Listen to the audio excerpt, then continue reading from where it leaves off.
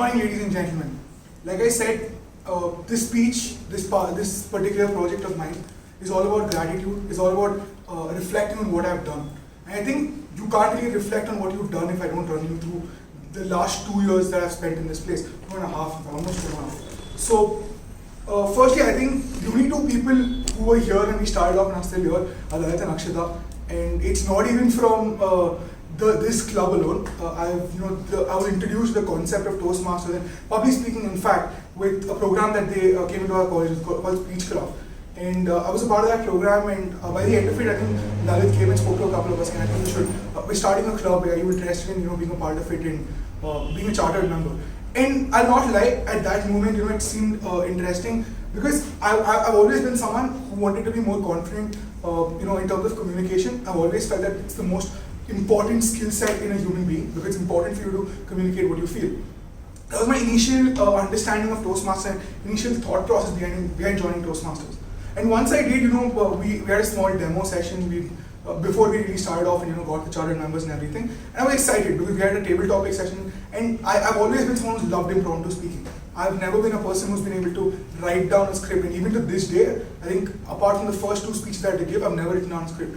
And again, that's also thanks to my mentors. I'll be talking about it a little later.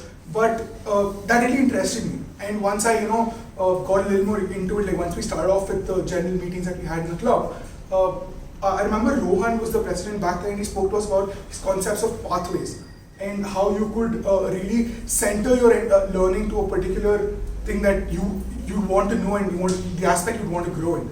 And I always felt that it's important for me to convey my thoughts and my emotions to the other person, but I also felt that it's important that you influence it in some way. And which is why persuasive influence really sort of connected with me, it clicked with me, and I didn't give any other pathway a second thought, and I took up persuasive influence.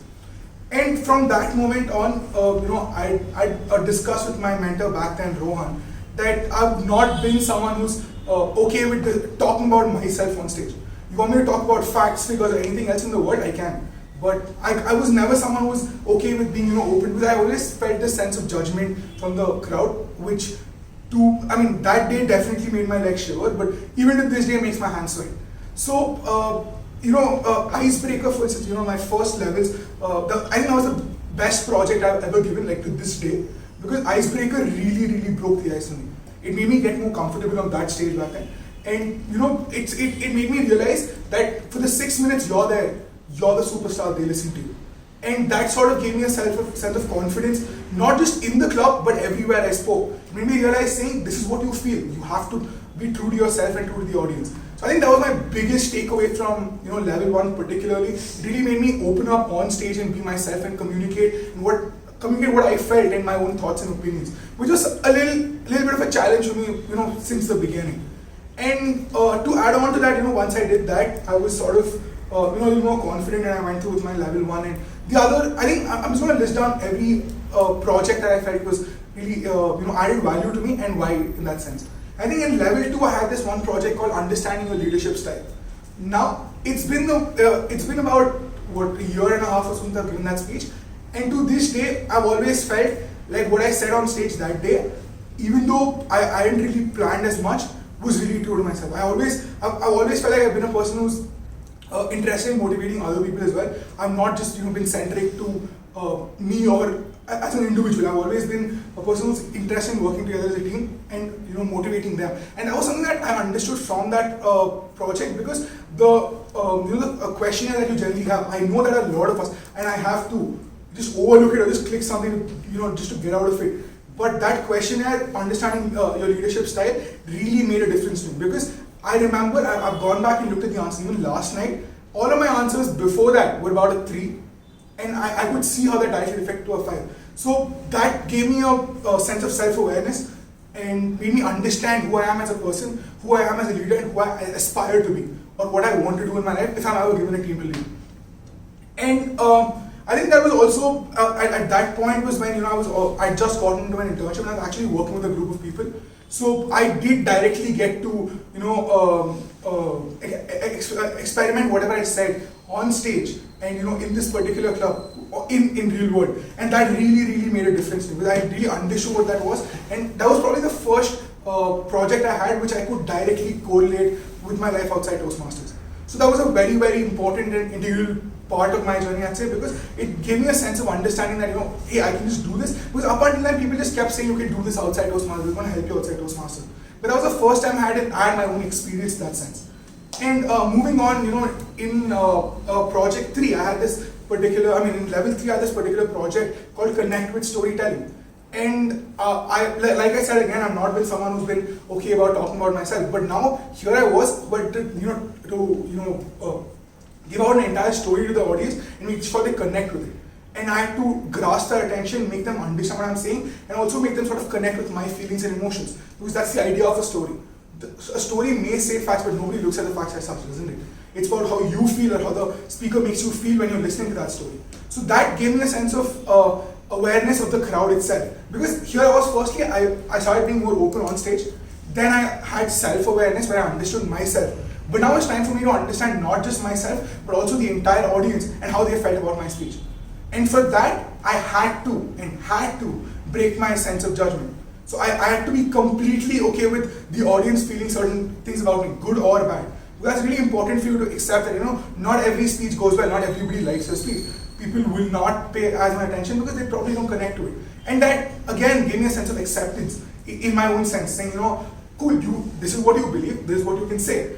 And whether or not, to an extent you can make them connect to it, but then you have to be open to, negative feedback, to negative sense of judgment. Like, just be okay with people feeling certain things. So, and once I, had that, I think by level 3, I was really confident on stage, and I was able to, speak my mind and make my peace with it. And I never went back from stage and thought about what I said after that.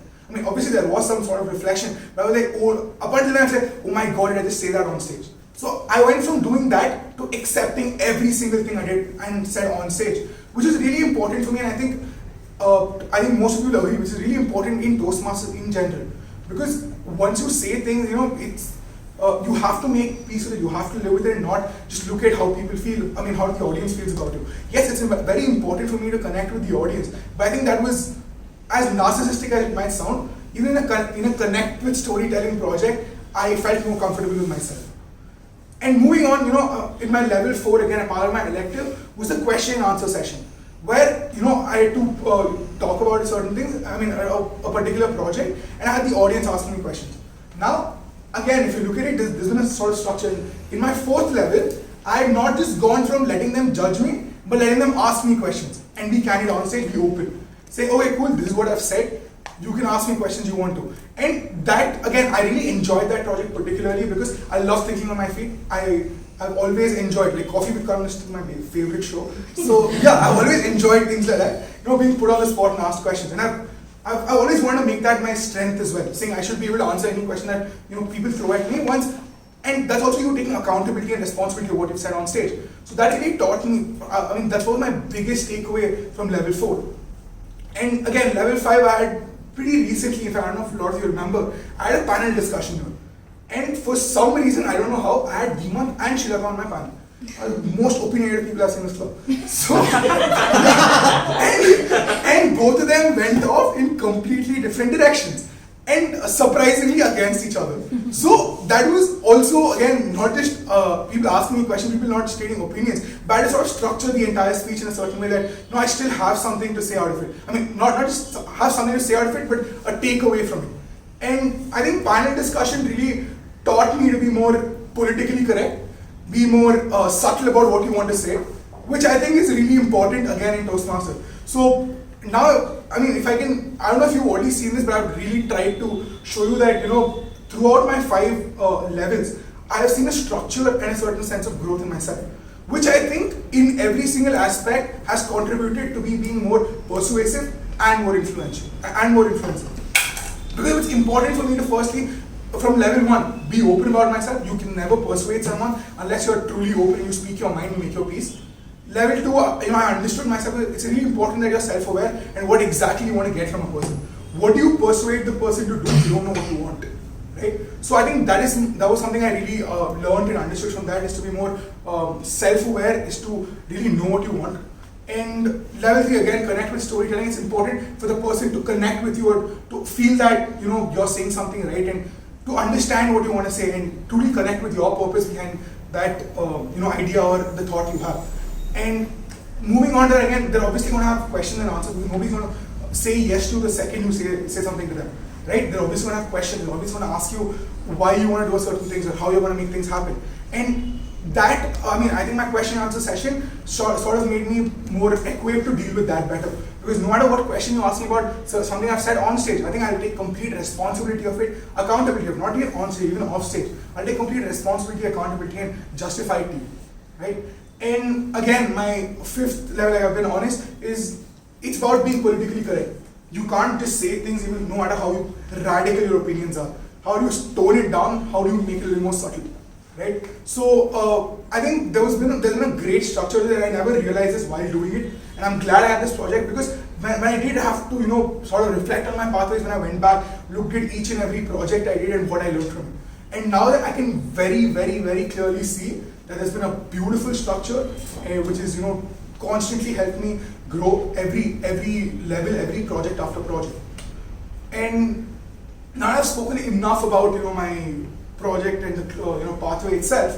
I think it's high time I talk about ROT in general. I've had two mentors in this place. I've had Rohan, who was my initial mentor, and I've had Ritu, my mentor, who's still here. Thank you very much.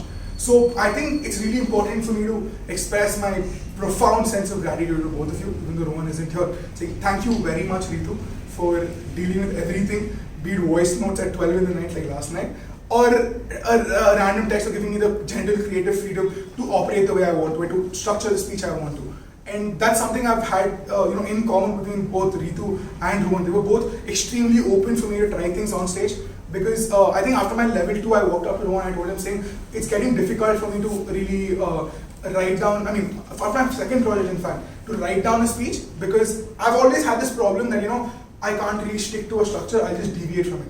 So that got into a problem, and I think Rohan gave me solutions to deal with that, Ritu gave me solutions to deal with that, and I've really, really grown as a person.